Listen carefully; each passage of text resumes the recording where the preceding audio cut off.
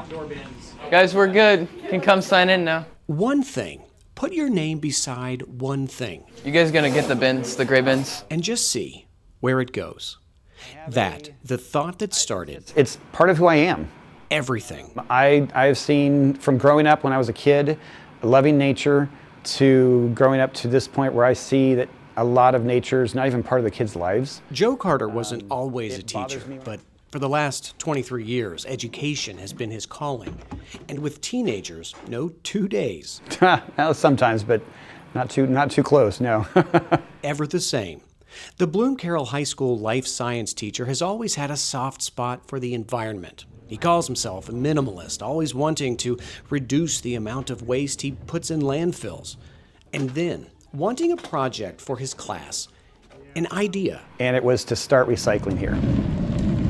They started small, had nothing more than empty pockets and some donated bins. We didn't have a budget, and so I did my best to make things work, and we put it together, and every week we would, during our class, we'd go around and collect pop cans and aluminum and water bottles from the different classes. That was in 2006. By 2007, Science Club was born, taking 45 minutes every Wednesday after school to collect and to sort. Today, 80 students are involved. We're doing about 2,500 to 3,500 pounds a month. Every dollar earned pays for club needs, from gloves and materials to class trips. Most years, they earn around $1,000.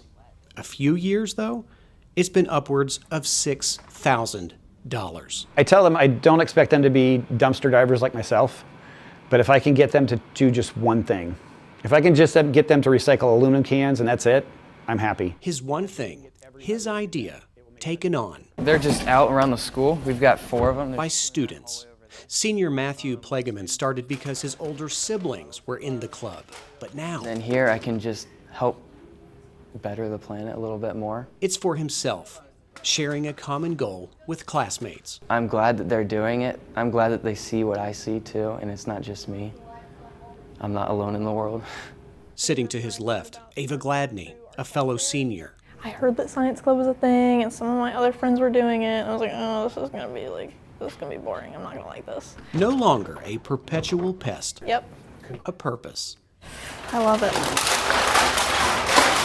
Educating through entertaining, understanding It has a consequence that is gonna affect me, that's gonna affect you, that's gonna affect all of us. through relating. If it's not convenient, people aren't going to do it. If it costs money, people aren't going to do it. And if they don't care, it doesn't really matter about the other two. Boiled down, Carter's one thing, his ultimate lesson is passion. You have to get a champion. Somebody's got to have a passion for it, or it's not going to work. Solving that age-old question, how do you make teenagers care? Show them that you care about them. Lesson learned. Mr. Carter, I mean, his passion, it is instilled in every single one of us. Carter knows recycling is a Band-Aid, not the cure to many recycling problems. But it's his one thing. One thing that, like his club, gets recycled year after year after year.